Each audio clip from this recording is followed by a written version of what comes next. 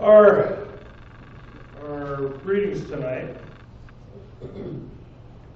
I took it from a couple different places, not your average Old Testament, New Testament. I just found these I shouldn't say I found them, God put them in my heart. And then I copy and paste to be in modern language.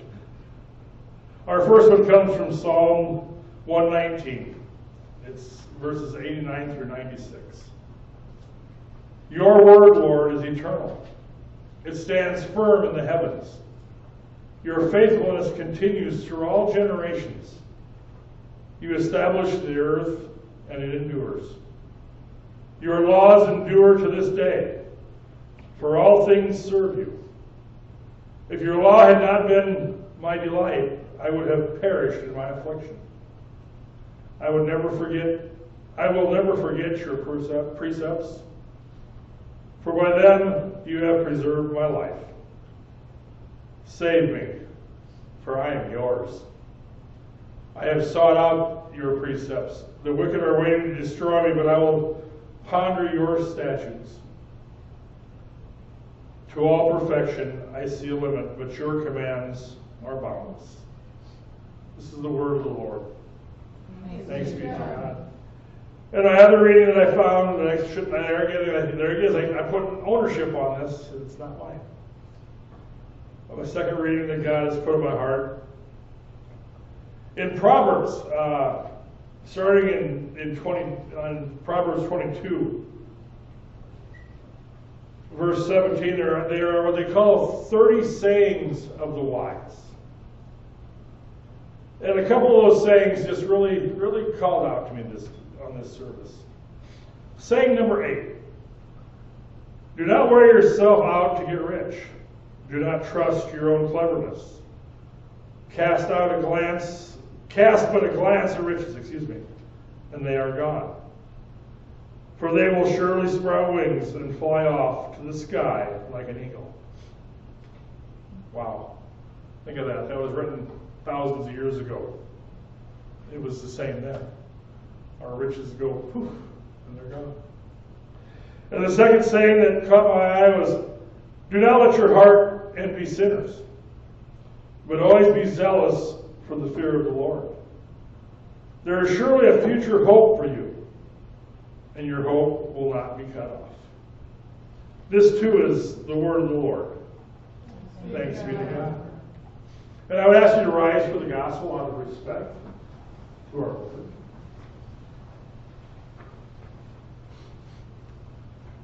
Our gospel tonight I have received is from John 17, 20 through 25. And it's titled, Jesus Prays for All Believers. And that's so important. Jesus prays for all believers. Verse 20. My prayer is not for them alone. I pray also for those who will believe in me through their message. He's talking about the disciples here. That all of them may be one. Father, just as you are in me and I am in you, may they also be in us, so that the world may believe that you have sent me. I have given them the glory that you gave me, that they may be one as we are one. I and them, and you and me, so that they may be brought to complete unity. Then the world will know that you sent me and have loved them even as I have loved, that you have loved me. Father, I want those you have given me to be with me where I am, and to see my glory, the glory you have given me, because you loved me before the creation of the world. Righteous Father, though the world does not know you, I know you, and they know that you have sent me. I have made you known to them, and will continue to make you known, in order that the love you have for me may be in them, and that I myself may be in them. This is the gospel of the Lord. Praise be to God. Please be seated. Please be seated. I just love that Jesus prays for us. He prays to the Father for us. I mean, so important. So important. So tonight's message. Who am I? It's a big question, isn't it? Now, some will say, I am who I am. Look at me. Our media and our press sometimes tries to show us who people are, as if they know them on the inside. We're taught to be independent. We're taught many, many things in this world, but we forget that we're actually very fragile beings. See, no one can live a healthy life without someone, without a place to go and talk.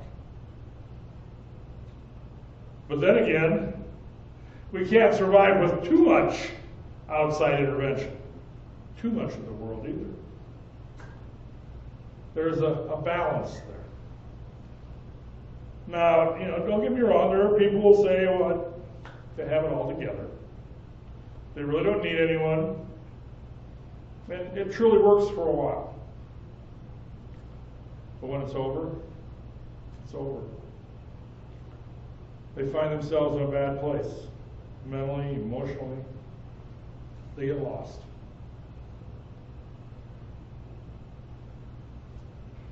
That's why Jesus prayed for us, because he knew that we're made for companionship, that we're made to be in him and us and our Father in us. But all in the right measure. The words of our song tonight are so moving. Who am I that the Lord of all the earth would care to know my name, would care to feel my hurt? Wow. Who are we that God cares for us? Who are we that we're even on his mind? I mean, this is the God who created the universe. How can he have time for each one of us? I mean, wow. And trust me, that thought's went through my mind for a long, long time. How can a God know each one of us? Because that's what makes him God. I have to remind myself, he made us all from scratch. He knows us inside and out. He loves us more than we can imagine. There's probably the key word. More than we can imagine. We can't understand how God can do what he does. The Lord of all the earth knows your name, and he knows your hurts. He knows you, and he knows me. How big is that? I mean, really. Then the writer of the song asks, who am I that the bright and morning star would choose to light the way for my ever-wandering heart? We're truly wandering souls, aren't we? We all make mistakes. We go off on tangents where we're sure we got it figured out. So why would he care to show us the way? To teach us and to correct us, or to show us a path.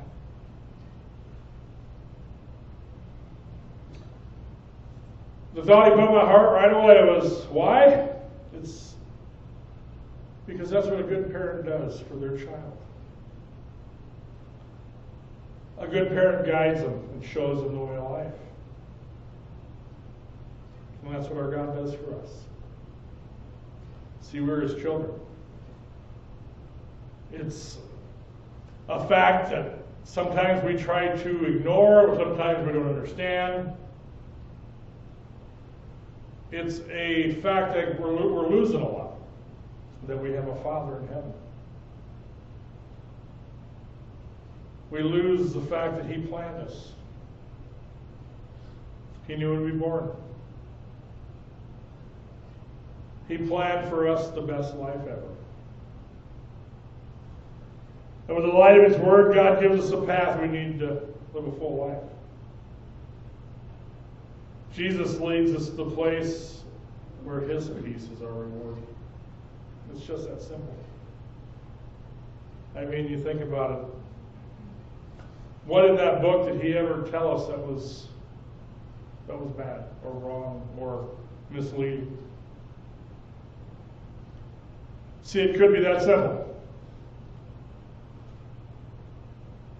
So then we have to ask ourselves, so why do we work so hard as a human group of people, or however you want to put it?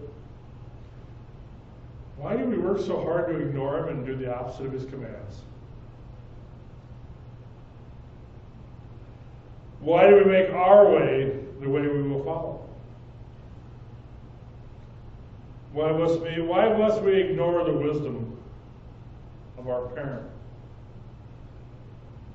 Our parent in heaven, our parents here on earth.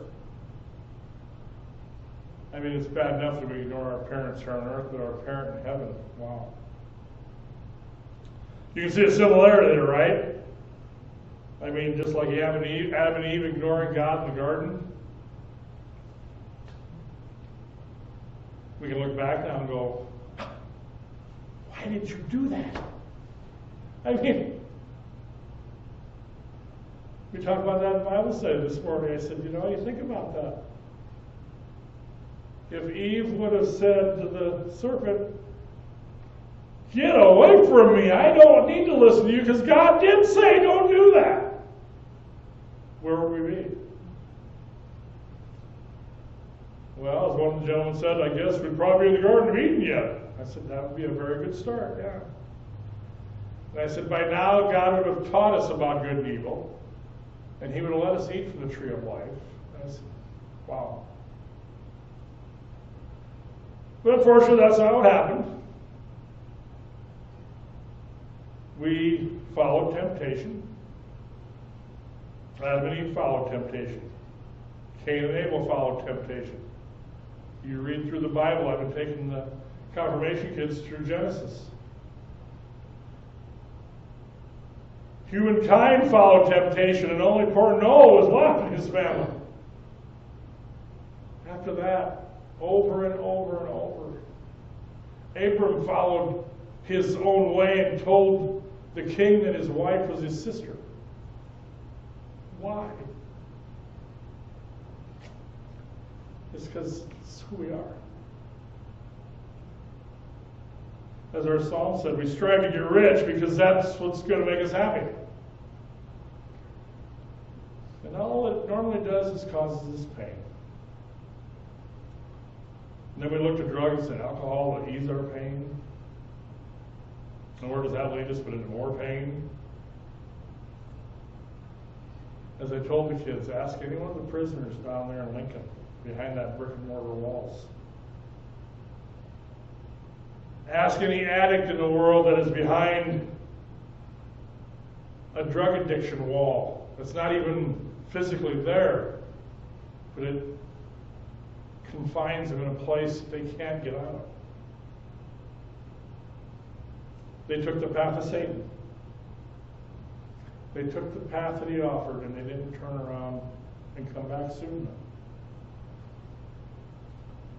See, they didn't hold to the words that were in our song tonight, too. I'm a flower quickly fading, here today and gone tomorrow. A wave tossed in the ocean, a vapor in the wind. It's not what we like to talk about sometimes.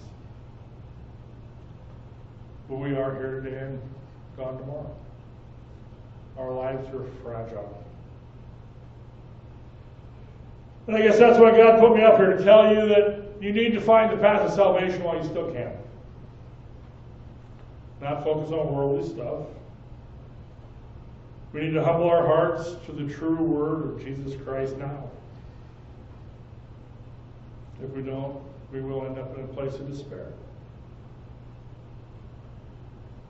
And the thing that a lot of preachers don't tell you from up here is, it sounds pretty good in here. Yes, I'm going to be a Christian from now on. I'm going to follow those commandments and I am going to be good.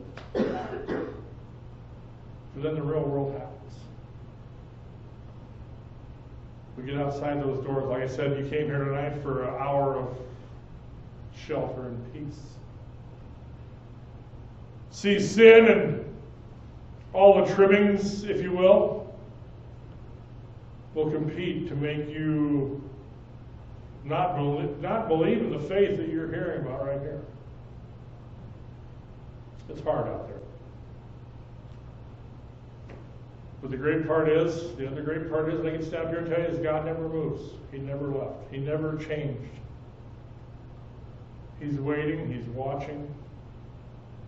He knows your circumstances. That's what the next words of our song tell us. Still you hear me when I'm calling. Lord, you catch me when I'm falling. And you've told me who I am.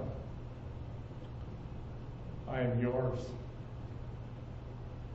So don't let this world ever scare you. Don't let the world convince you you're not wanted. Don't let Satan change your mind like he did Eve. See, your Father in heaven knows you. He wants you to be with him. He'll never stop loving you. It's like the words of Jesus' prayer.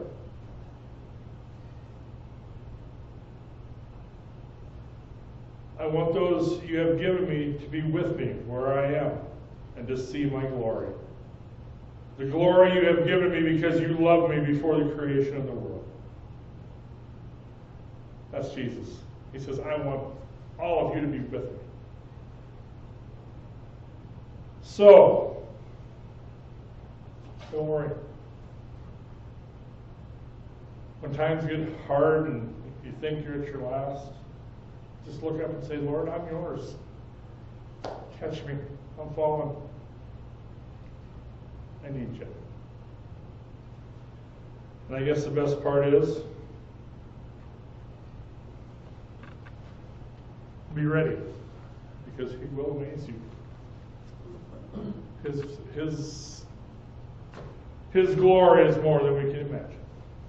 Tell you what, let's say a quick prayer and we'll move on to the next song. Oh, dear Heavenly Father, thank you for always being with us.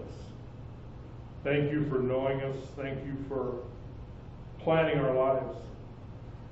Lord, help it to just really sink into our souls that we are here because you put us here. And you just want us to be faithful. And that's the best part. When we have trouble, we just got to ask you for help. And you will remind us that we are yours. Lord, I just thank you for your words. Please bless and keep us. Amen. Continue with our song.